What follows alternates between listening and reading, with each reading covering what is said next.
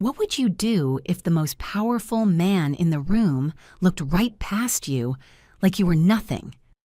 My name is Leona Trent, and at my brother's wedding, his future father-in-law, Gregory Rowe, glanced in my direction with the kind of indifference that wasn't just cold, it was calculated. He didn't smile, didn't nod, didn't even blink. He walked past me like I was a coat rack. I stood there, tailored suit, sharp hand wrapped around a glass of champagne I hadn't touched, calm, poised, watching, because unlike him, I knew something important. Gregory Rowe, CEO boardroom tactician, the kind of man who probably gets his initials engraved on his socks, had spent the last 6 months trying to acquire a startup he thought was anonymous. He didn't know it belonged to me. He had no idea that the platform his own company quietly relied on was something I co-founded in the shadows while building my life from rubble and raising my brother from the wreckage of ours. But of course Gregory only saw what he wanted to see, a background figure, an extra, a woman in the wings without a name tag that mattered. And honestly, I let him.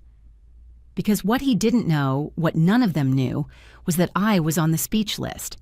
Someone had added my name without telling me, and when I took that mic, the way Gregory Rowe looked at me would change forever. His eyes would shift, his jaw would tighten, and his illusion of control would finally crack. But that's the thing about people like Gregory. They love surprises until they're the ones getting them, and I was about to deliver the biggest one of his career. But before we get to that moment, you need to understand what brought me here. How I got from a college dorm floor with nothing to my name to standing in a ballroom across from the man who tried to erase me. They say grief is loud, but for me, it started with a silence so deep it felt like the world forgot to breathe.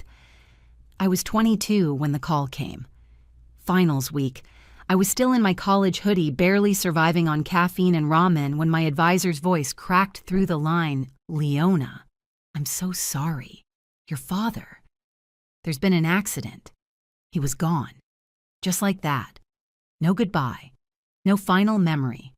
1 minute, he was planning a weekend trip to visit me and my younger brother Milo, and the next I was driving 5 hours home to a town that suddenly felt like it belonged to someone else. We had no mother to call. She'd reinvented herself years ago with a new family, a new life, and no room for us in either. So it was just me and Milo. 2 orphans, 1 old car, and a future we hadn't asked to rewrite. He was 17, 1 week away from his high school graduation, and I'll never forget the way he looked at me like maybe I could fix this. But I couldn't. Our father had been self-employed. What he left behind wasn't comfort, it was chaos, debt, missed payments, business liens. He must have tried to shield us right up to the end because we didn't know how bad it was until the funeral ended and the letters came. They took everything. The house, the car, his workshop. All I had left was a duffel bag of clothes and a financial aid package that covered tuition but not rent, not food, not Milo's future. That night, we sat on the floor of a relative's guest room, the last one who hadn't slammed a door or sent a lawyer. Milo was hunched under a hoodie, hands shaking. I realized then, no one else was coming. I was the only adult left in his world. So I chose. I dropped every excuse, every selfish dream I thought I had. I picked up night shifts at the campus cafe, day shifts as a courier. I studied on the bus, memorized formulas between deliveries, and learned to live on 4 hours of sleep. No one clapped, no one cheered. But every dollar I earned kept both of us fed. I lost my boyfriend that year. I lost my health. I lost the luxury of falling apart. People love to say things like, "You built character." No, I built survival. In overdraft fees, in frozen pizza, in silence. But I looked at Milo and I knew he still deserved a future, even if it meant burning mine down to give him one. And so I did. I didn't walk across the graduation stage. There was no party, no champagne, just a quiet email confirmation that my degree had cleared and a job offer that promised one thing: stability. It was back-end ops at a mid-size logistics firm, low glamour, high burnout. but it paid enough to move Milo and me into a one-bedroom apartment. He got the bedroom. I took the couch. He started community college. I started managing spreadsheets for people who didn't know my name. At night, I cooked dinner, even if dinner was canned beans and half a bag of rice. On weekends, I caught up on sleep, if only for a few hours. But I never stopped watching the horizon. While others scrolled TikTok, I was deep in online courses, automation data systems, SaaS platforms. I didn't know what opportunity would come, but I swore I'd be ready when it did. And it did. A rainy Thursday evening inbox, nearly full exhaustion pressing against my ribs, and then I saw it.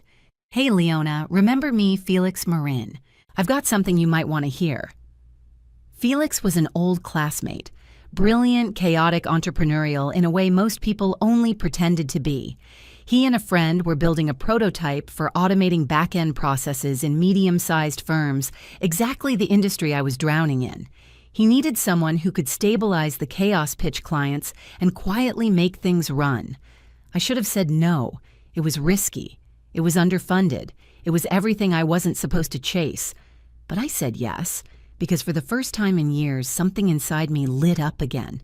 From 8 a.m. to 5 p.m., I was the quiet cog in someone else's machine. From 7 p.m. to 2 a.m., I was building my own.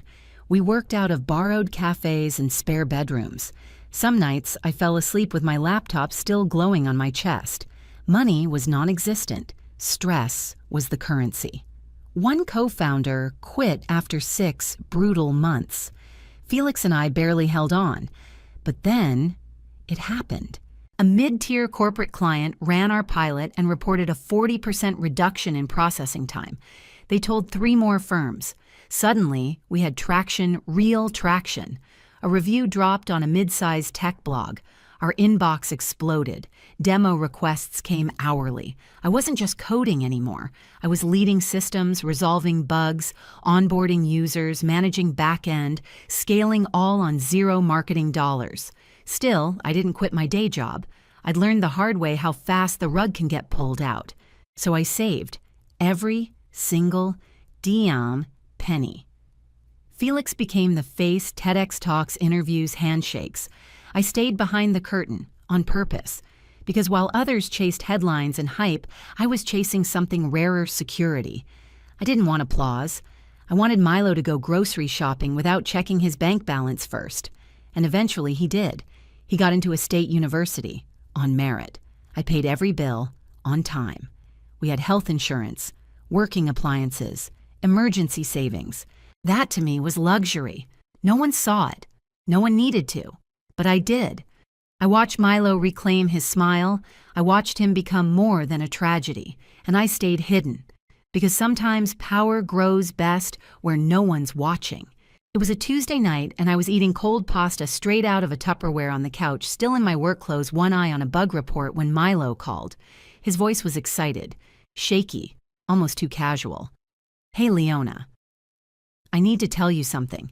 I assumed it was about class, maybe an internship or a late assignment.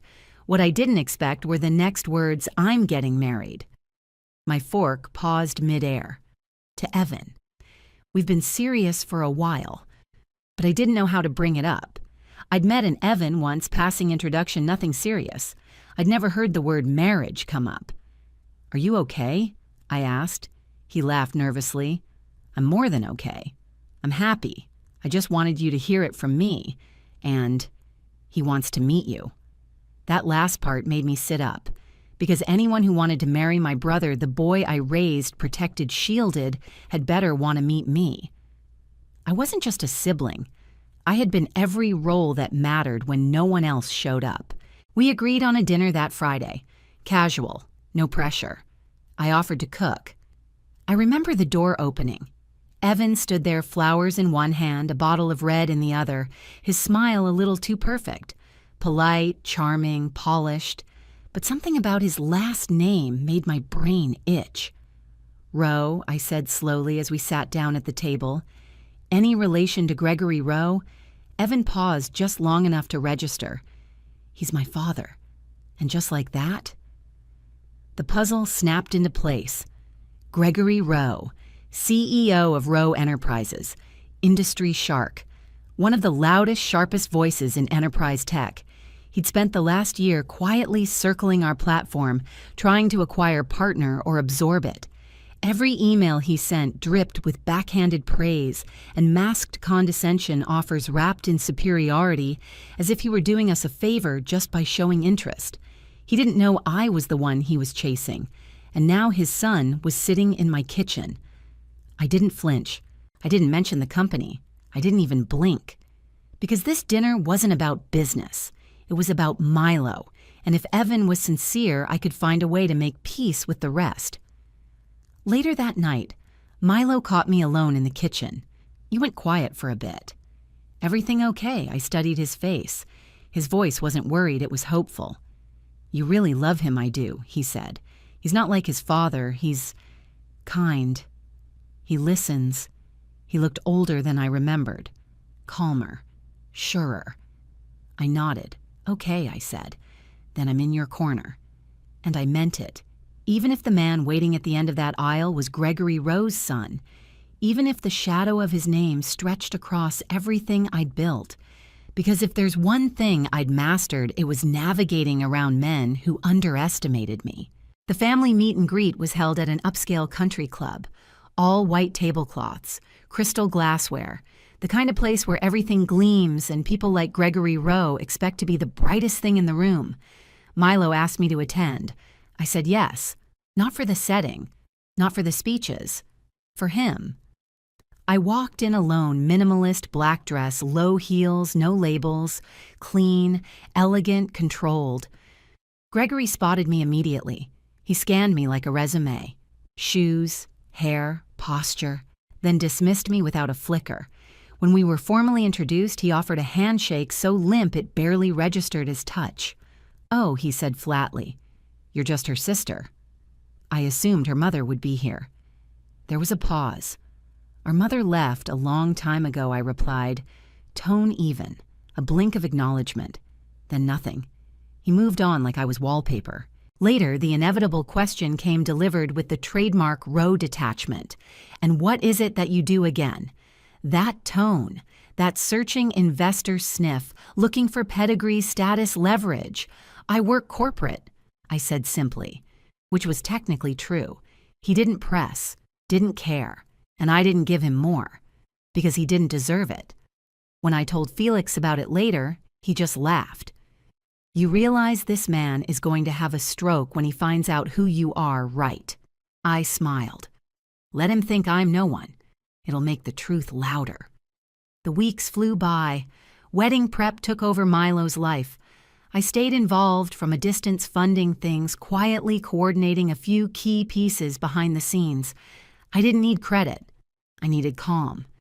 Then the day arrived. Milo looked radiant. Not in a loud way, in the way someone looks when they've survived the storm and finally get to stand in the sun. He gripped my hand before walking down the aisle and whispered, "Thank you for everything." That alone was worth it. At the reception, I stayed low profile, avoided the spotlight, smiled, toasted, nodded politely. Then I saw Gregory flanked by two other high-tier guests. He brushed past me again, didn't pause, didn't nod. It was deliberate, a choice. And I felt nothing. No anger, no hurt, just the quiet realization that he still didn't know. Didn't know who I was, didn't know what I'd built, didn't know how much of his empire ran on systems I helped design, and that was fine, because fate had a sense of humor. Moments later, a catering staff member tapped my shoulder. "You're next. 2 minutes. Next for what? The mic. Speech." I blinked.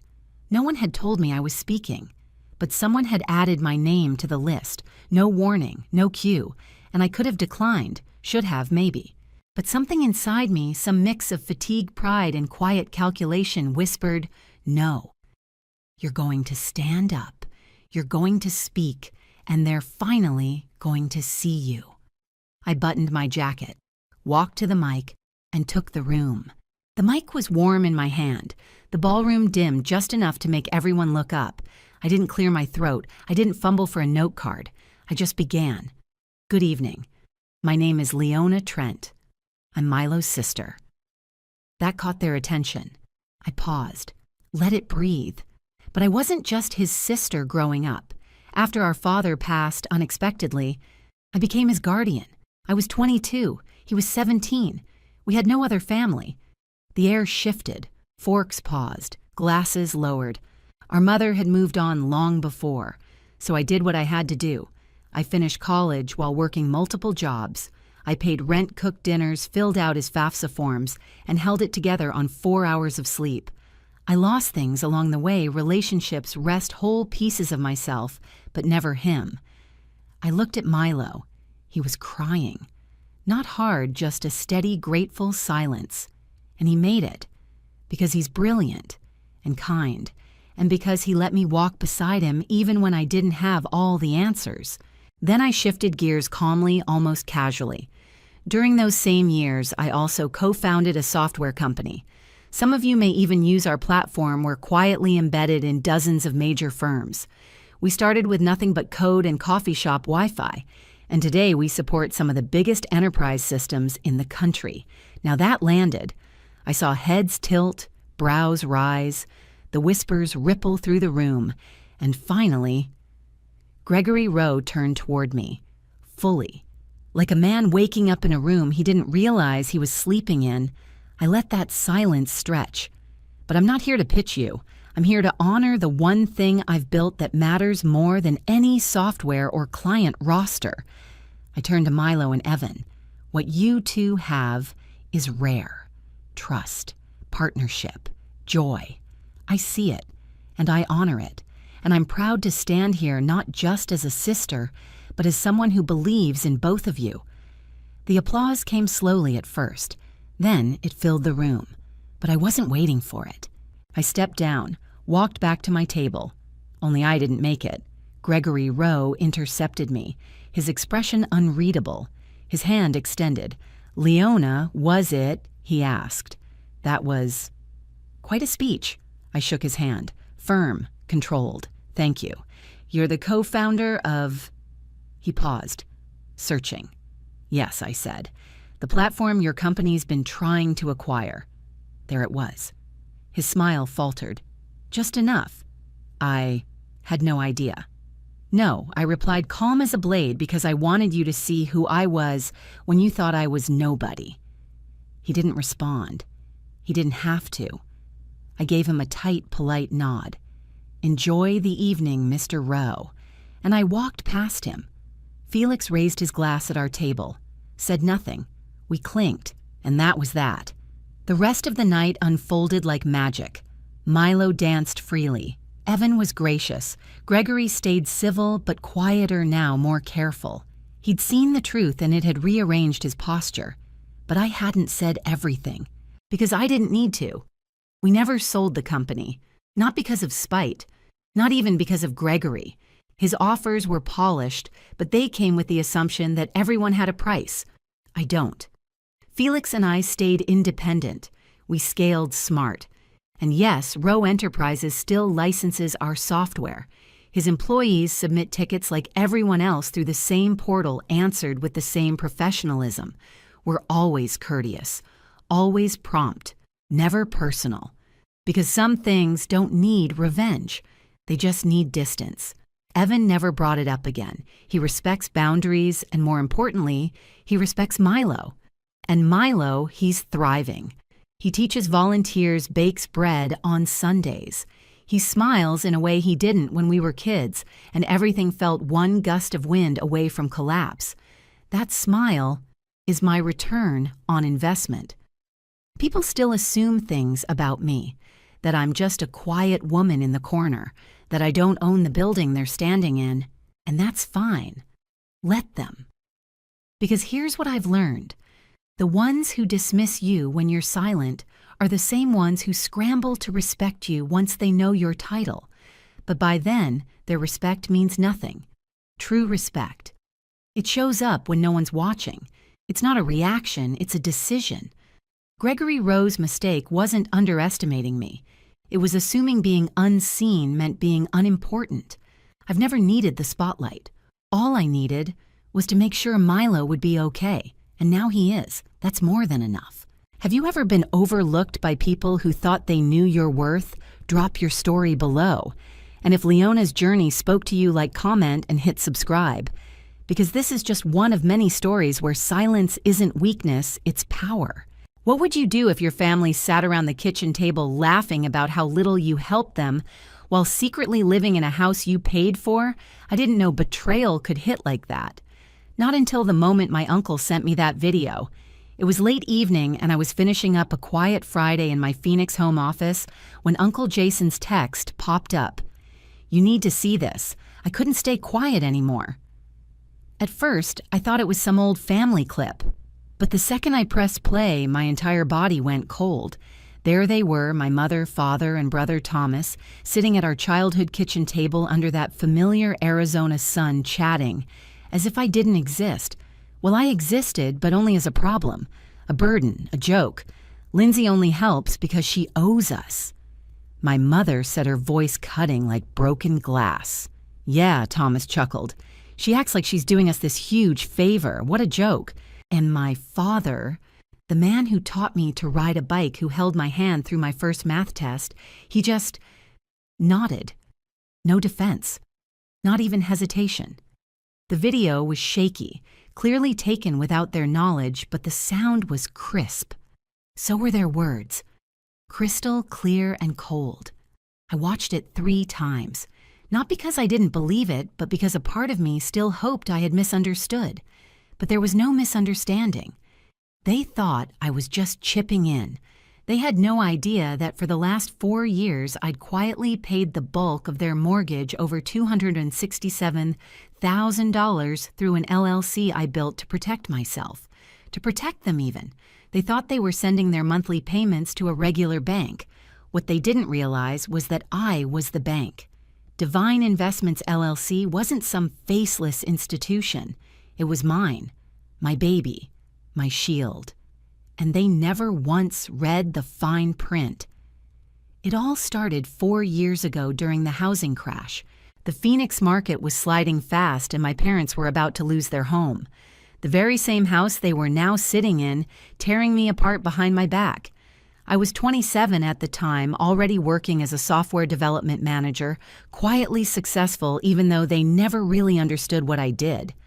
Software is no career for a woman, my mother used to say. Thomas has real business sense. You just write code, she'd scoff. Funny. Thomas, the business genius, nearly drove Dad's real estate company into bankruptcy in under 2 years. And when they came to me tail between their legs asking for help with the mortgage, I didn't hesitate. I didn't hold a grudge. I didn't bring up their past jabs or the fact that they never once visited me after I moved out. I just called my financial advisor, Kate. Kate saw it clearly. If you're going to help protect yourself, buy the house through an LLC and let them think it's still the bank. They'll keep their pride. You keep your leverage. It was a clean plan, and it worked beautifully. For years. They never questioned why their mortgage payments were so manageable. They sent in their fraction, and I paid the rest month after month without complaint. And now, this. I sat in my chair numb, not from the betrayal, but from the realization that I had built their safety net, and they still saw me as a nuisance, not a daughter, not a sister, just a line item they wanted to cut.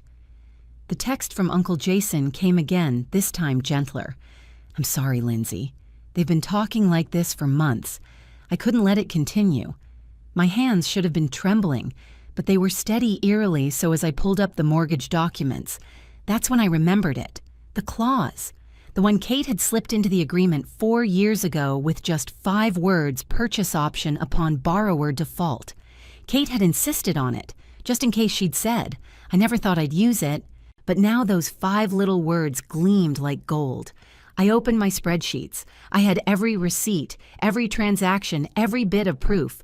Over $267,843 paid quietly, and they dared say I didn't help. That wasn't just ungrateful. That was delusional.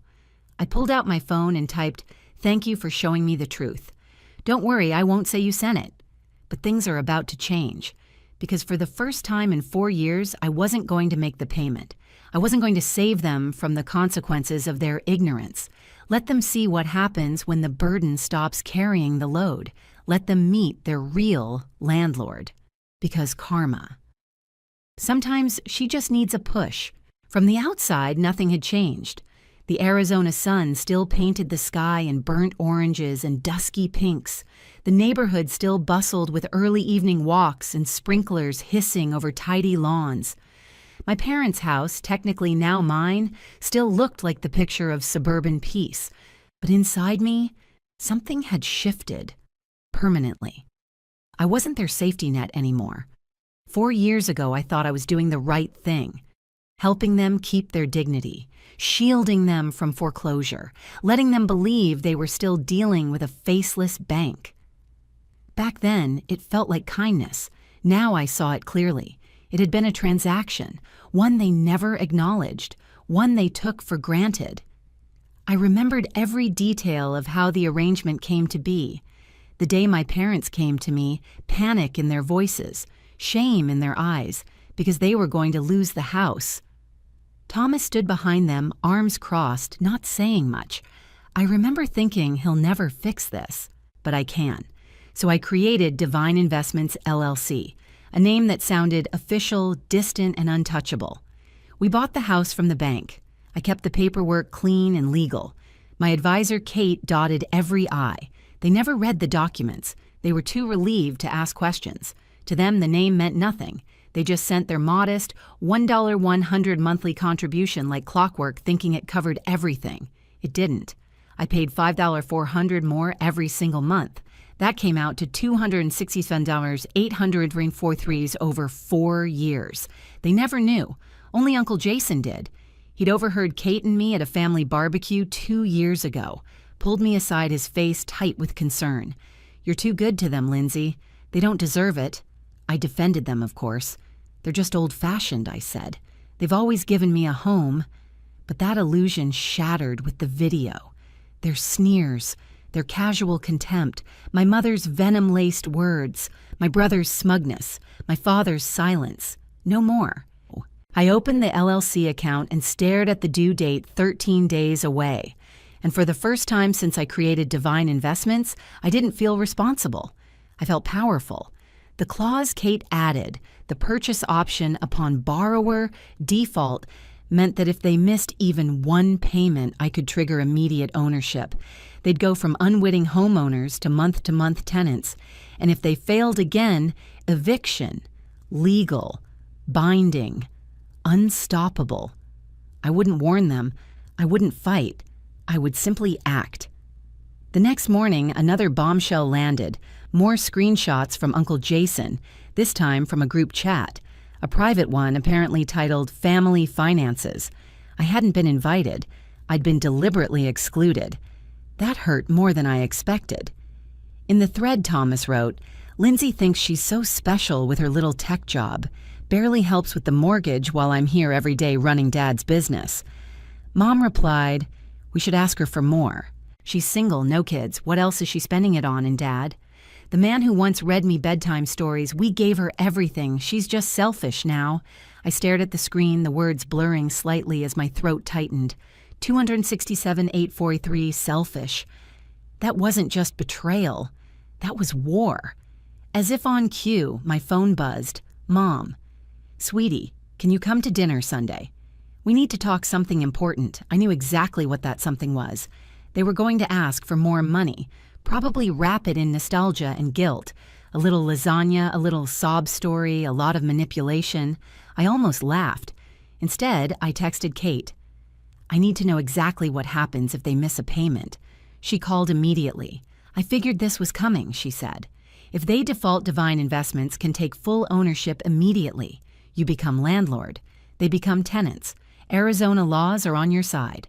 And if they don't pay rent," I asked, "eviction proceedings. Fully legal. I can have the papers ready." She paused.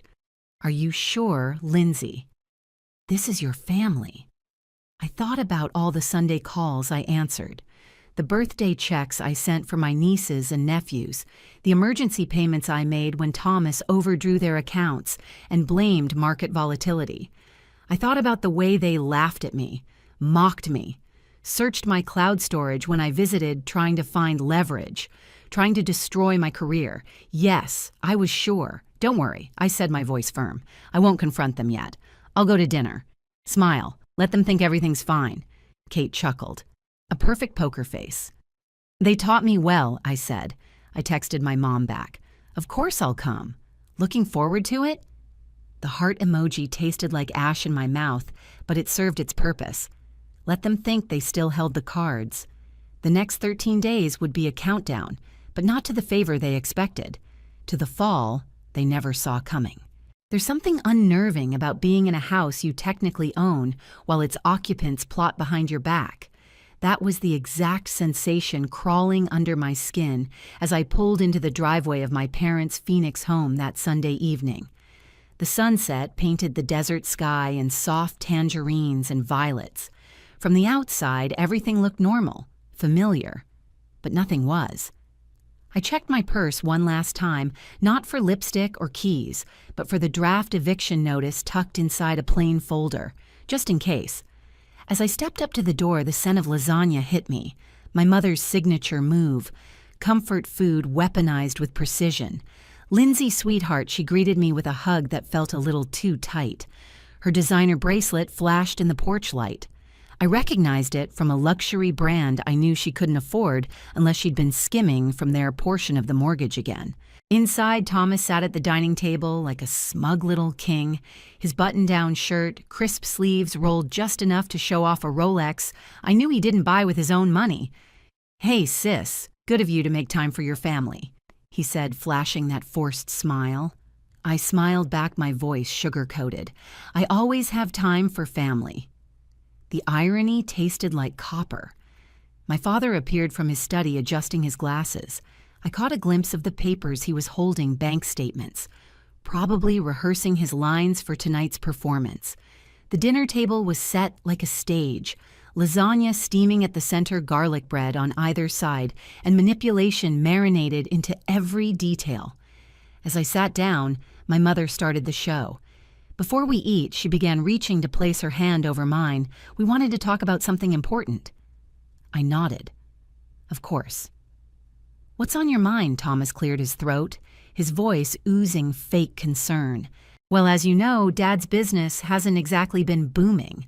The real estate market's challenging."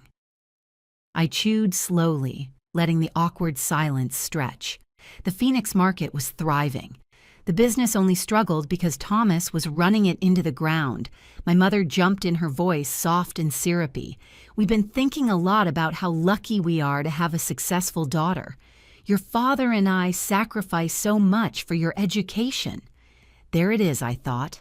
The setup. And with the mortgage being such a burden lately, she continued, "We were hoping maybe you could help a little more. Just an extra $2,000 a month." The gall. I took a long sip of water, making sure my face stayed neutral. They had no idea I was already covering $400 a month. No idea I'd kept their house afloat while they spent weekends in Sedona and bought new appliances every year, and now they wanted more. Thomas added with a casual shrug, "It's not a big ask, really, considering your salary." I tilted my head. "I'll think about it. Times are a bit uncertain right now," he snorted. "Come on, we all know you're doing fine. Some of us are actually working hard to keep this family's legacy alive." I held back a laugh. "Oh, you'll feel that legacy soon enough." "You're right, Thomas," I said evenly. "Sometimes we all get exactly what we deserve." After dinner, I excused myself to the bathroom, but instead of heading down the hall, I paused outside my father's study. The door was cracked just enough. Inside, I heard them. "She's not going to help Thomas," said bitter. "Did you see how she just sat there acting all superior?" my mother replied, "with her precious tech money while we're scraping to survive." My father's voice came next, low and calculating. "We have other options. I found something in her cloud storage. That company, she's hiding money in Divine Investments. It's an LLC. She's stashing funds while letting us drown. My blood ran cold. They'd snooped through my files, probably during my last visit when I'd foolishly used their Wi-Fi and synced my cloud. She's been hiding money instead of helping us, he continued. We'll give her one more chance to cooperate. If not, I'll bring up that tuition stunt she pulled in college. She thinks we forgot she took money from the business account, my mother added smugly. She won't want anyone knowing about that. We'll get her back in line. My jaw clenched. That tuition stunt, I had asked for help when their check bounced, and I'd paid it back with interest, with proof. And then Thomas pushed it over the edge. If that doesn't work, I've got friends in recruitment. I'll plant some concerns about her mental state. Maybe suggest she's using company tech for side projects. That'll shake her up. I had to bite my lip to stop from gasping. These weren't my family. They were opportunists wearing the mask of love, predators circling for scraps of control. I flushed the toilet to cover my escape and returned to the dining room. Moments later, they joined me. Smiles, polished voices, soft. Lindsay, dear, my mother said sweetly. Have you thought more about helping with the mortgage? I smiled, cool as steel. Actually, yes, you're right. Family should help family. I'll have an answer for you in, about 8 days. Thomas frowned. Why so specific? I stood grabbing my purse. Just need to check with my advisor. You know, being careful with money is just good business sense. I watched him flinch as I threw his favorite phrase back at him. At the door, my mother gave me another sugary hug. We knew you'd understand. Family always comes first. I smiled. Yes, it does. And sometimes that means choosing a new family, one that doesn't use love as a weapon. The days that followed Sunday dinner were a masterclass in restraint. I went to work. I smiled in meetings. I took my usual evening walks through the Phoenix foothills. From the outside, nothing seemed different. But inside, I was steel, coiled, focused. They had no idea the countdown had begun. Their mortgage payment was due in 8 days. One missed installment and Divine Investments would legally take full ownership of the house. No more illusions. No more fake bank. I wasn't just preparing for a confrontation. I was preparing for war, and I knew they'd strike first. Sure enough, the messages started rolling in the very next morning. Mom, sweetheart, just checking in. Have you spoken to your advisor yet? We're getting nervous about the mortgage. Thomas, hope you're not dragging your feet. We need real help, not another lecture. Each text was another thread in their manipulation web.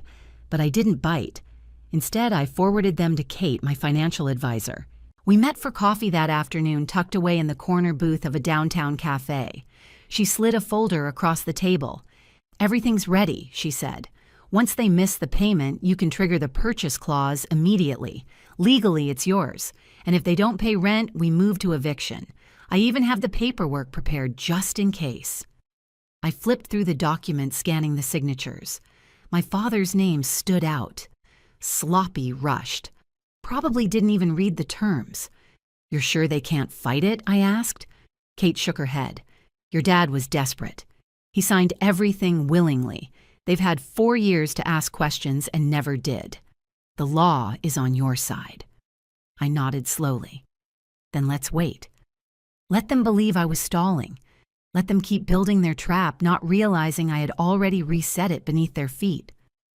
That evening, Thomas struck again. Thomas, hey sis, just talked to a friend in tech recruitment. Some companies are doing layoffs, huh? Scary times. Good thing you've got family to fall back on. The sheer audacity. They weren't even hiding their tactics anymore. They were taunting me, pretending to care, while planting seeds of fear. It was comical in a sad way. I screenshotted the message and sent it to Uncle Jason along with a single line. They're really doubling down. We met the next day for coffee, same cafe, different corner. He looked tired, like he'd seen this all before. Because he had. They never change, he said, shaking his head. Your aunt and I distanced ourselves from them years ago. We saw how they treated your cousin when she tried to stand up to them. He paused, watching me. Are you ready for the fallout? I thought about the video, the group chat, their whispered plan to blackmail me with a fabricated tuition theft, the casual suggestion to sabotage my job. I thought about everything I'd done for them and how little it meant. Yes, I said. Let them burn the bridge. I'm already across it. 2 days before the deadline, my mother called. Her voice was soft, too soft. Lindsay, honey, we need your answer. Times are hard and family needs to stick together. I smiled to myself. Don't worry, Mom. Everything will be clear very soon. Later that night, I got the alert. Bank transfer failed. They had tried to send their portion of the mortgage payment, but their account was overdrawn. They didn't even have the $1, $100 they were supposed to contribute. That was it. The final thread snapped. I forwarded the notification to Kate. Here we go, she replied. Want me to file the paperwork first thing tomorrow? I stared at the screen. And then I remembered that smug little dinner, the lasagna, the desperate rehearsed lines, my father's voice threatening to remind me of ancient tuition rumors, my brother ready to report me to HR with lies about my mental state. They wanted to use my own career against me. No, not this time. Let's wait, I typed. Let them think everything's still fine. For the next 48 hours, I let them bask in ignorance. I responded to nothing. No texts, no calls. I ghosted them like a shadow, but I didn't sit idle. Instead, I opened a new draft in my work email. Subject HR documentation, potential external threats to employee safety and reputation. I attached every message from my family, the video, the group chat screenshots, Thomas's text about layoffs, the threat to contact my company with fabricated concerns. If they made a move, I would be ready. Let them try to poison the well. I owned the water rights. That night, as I lay in bed staring at the ceiling fan spin, I whispered to the darkness. Sometimes the best revenge is letting people dig their own graves. All you have to do is step aside. The morning the payment failed was quiet. Too quiet. No dramatic music, no cinematic thunderstorm, just me sitting at my kitchen counter sipping coffee as the Arizona light poured through the windows, calm, collected, ready. At 9:00 a.m., Sharp Divine Investments' automated system sent the official default notice to my parents' email. 12 minutes later, my phone rang. It was my mother. I didn't answer right away. I let it buzz a few times, let her stew. Finally, I picked up. Her voice was frantic. Lindsay, something's wrong with the mortgage. Our payment bounced, and the bank's saying we're in default, but that's impossible. We need your help, immediately. I set down my mug, leaned back in my chair, and took a slow breath. Actually, Mom, I said, my voice calm. Divine Investments isn't a bank. It's an LLC, my LLC to be specific. The silence that followed was glorious, thick, disbelieving. What she whispered, you'll find an email explaining everything I said. Because of your default, Divine Investments is exercising its purchase clause. The house is now legally mine. You're no longer owners. You're tenants, month to month. This is a joke, she sputtered. No joke, I said calmly. I've covered over $267,000 in mortgage payments for this house, while you mocked me, called me a burden, plotted to destroy my job. I have every receipt, every message, every recording. I'm done playing dumb. There was rustling on the other end. Then my father's voice. You ungrateful careful, I said, steel sharpening in my tone. Is that how you want to speak to your landlord? More silence. Your first rent payment is due in 30 days, I continued. I've also attached a copy of the new tenancy agreement. If you fail to sign or pay, eviction proceedings begin immediately. You can't do this. My mother shrieked. I already did, I replied and ended the call. Then I blocked all 3 of their numbers. Within the hour, the storm arrived. Emails from distant cousins, voicemails from family friends, all shrieking variations of, how could you do this to your parents? Family is supposed to forgive. This is cruel, Lindsay. Cruel was being used like an ATM for 4 years and still being called selfish. Cruel was planning to ruin someone's career out of spite. I didn't read the rest. I deleted them all, unsubscribed from the family drama. Uncle Jason texted me a few hours later, heard the fallout started. You good better than good, I replied. I'm free. But the saga wasn't over.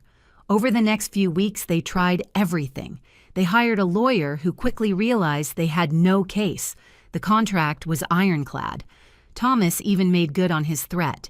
He contacted my company's HR department, spinning some fabricated story about my mental health and using company resources to fund my secret business. But I had already warned HR. I'd submitted every piece of documentation days earlier. They dismissed Thomas's claims immediately. And not only that, they opened a formal ethics complaint with the Arizona Real Estate Board. That complaint, combined with Jason's evidence and Thomas's signature on the original LLC documents, triggered an investigation. Within 2 months, Thomas's real estate license was suspended. His already flailing career collapsed overnight. I wish I could say I felt bad. I didn't. Meanwhile, my parents tried guilt. My mother left a voicemail drenched in fake tears. "How could you do this to your own family, Lindsay?" I didn't reply, because I finally understood something. They had never been a family. Not really, not to me. I was just a resource, a bank account with feelings they didn't respect. 3 months after the eviction notice was served, I walked through the now empty house. My house. My footsteps echoed in the hollow rooms. I stood in the kitchen, the same one where they'd sat and laughed about how little I helped, where they plotted to blackmail me, where they acted like I was less. Not anymore.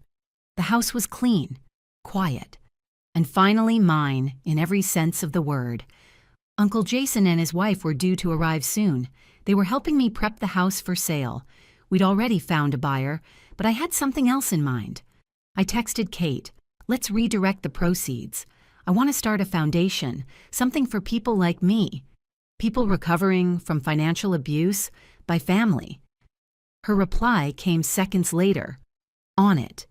What do you want to call it?"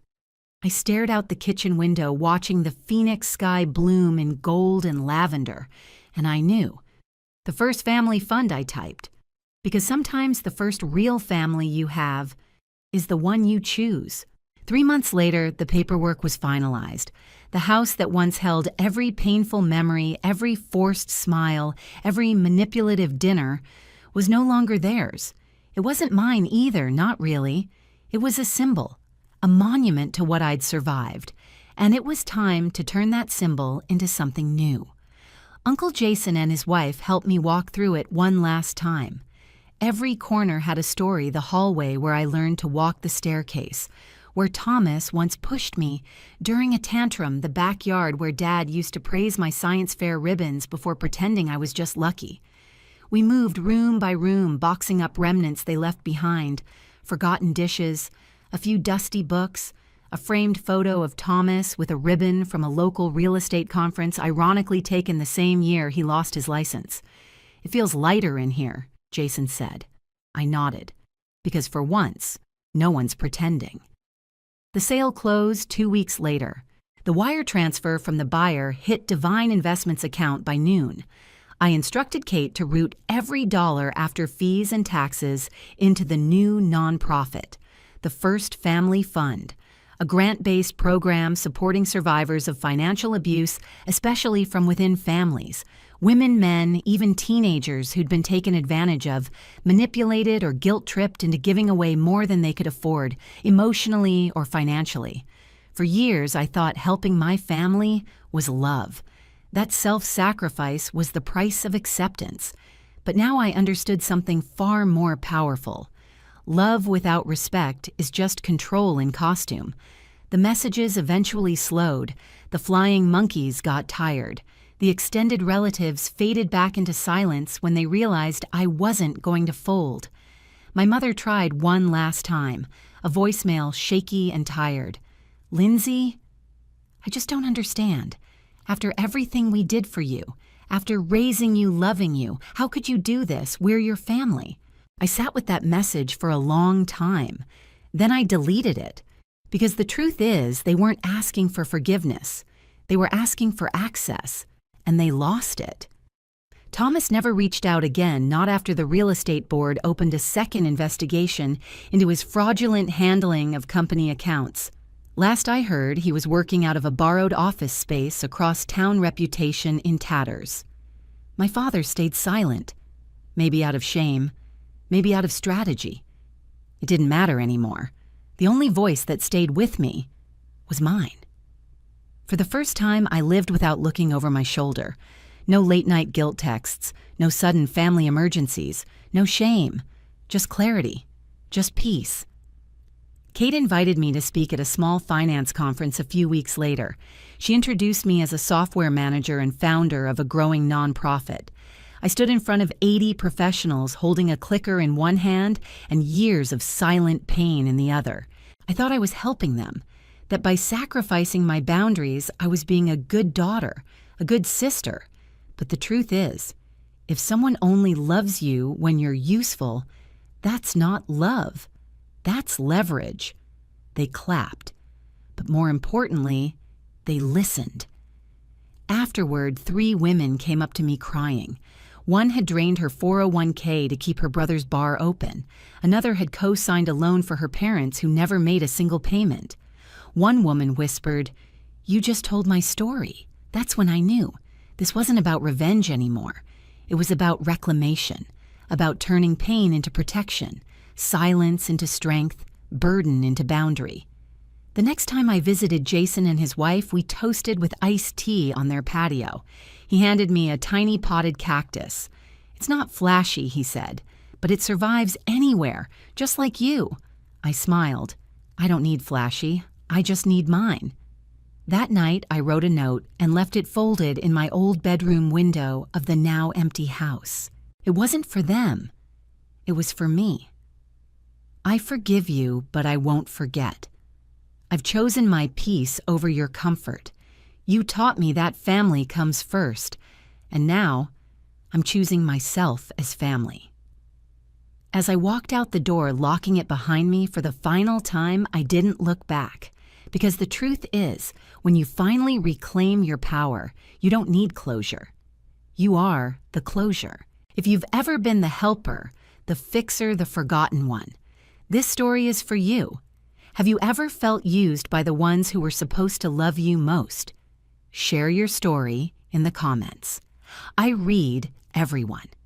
Don't forget to like, subscribe, and stay tuned for more true stories of rising above betrayal, because sometimes the best revenge is never needing them again.